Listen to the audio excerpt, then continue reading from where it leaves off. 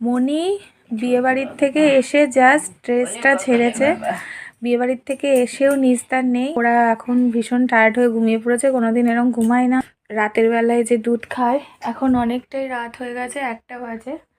তো এখন মনির ডিউটি শেষ নেই।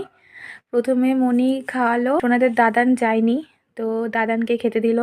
তারপরে হচ্ছে আমাদের বাড়ির ল্যাব্রাডর, তাকে খাওয়াতে হলো, সোনাদের পুত্র দাদাকে। আর এখন সোনাদের জন্য দুধ বানিয়ে এনে এখন খাওয়াচ্ছে।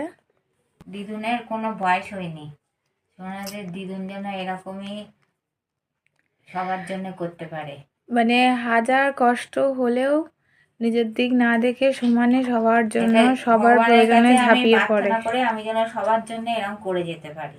কিন্তু নিজের প্রচন্ড কষ্ট পাই শরীরের, একটা তো বয়সের পর হয়। সবাই যখন ভালো থাকে আমার সেটাই আনন্দ, সেটাই শান্তি করে, কিন্তু কষ্ট তো হয় প্রচন্ডই। কিন্তু কি আর করা কষ্ট যাবে। তো হবেই, কষ্ট। দুটো বাচ্চা, লোকে একটা বাচ্চা নিয়ে হিমশিম খেয়ে যায়, সেখানে দুটো বাচ্চা নিয়ে ওর মারও কম কষ্ট না। ওর মার এখনো শরীরে ইমপ্রুভমেন্ট হয়নি।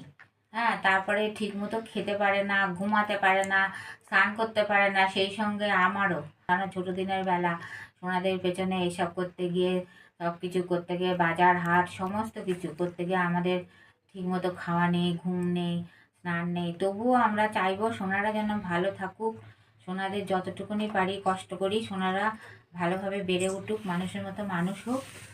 ওদের খুশি দেখেই আমাদের খুশি। এটাই ভগবানের কাছে প্রার্থনা করি।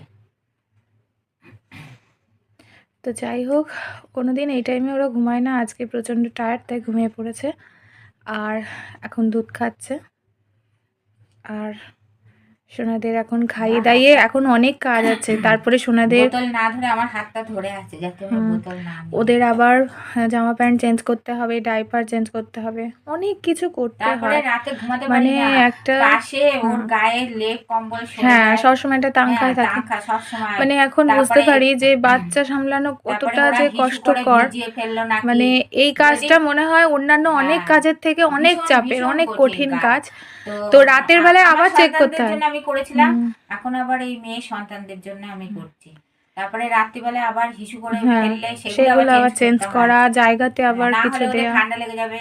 হ্যাঁ, এই যে এখন সামনে ভ্যাকসিন আছে, তো ওদের ঠান্ডাটা কমানোর চেষ্টা করছি। ডাক্তার ডেট দিয়েছে, সামনের সপ্তাহের মধ্যে গিয়ে দিয়ে নিয়ে আসবো।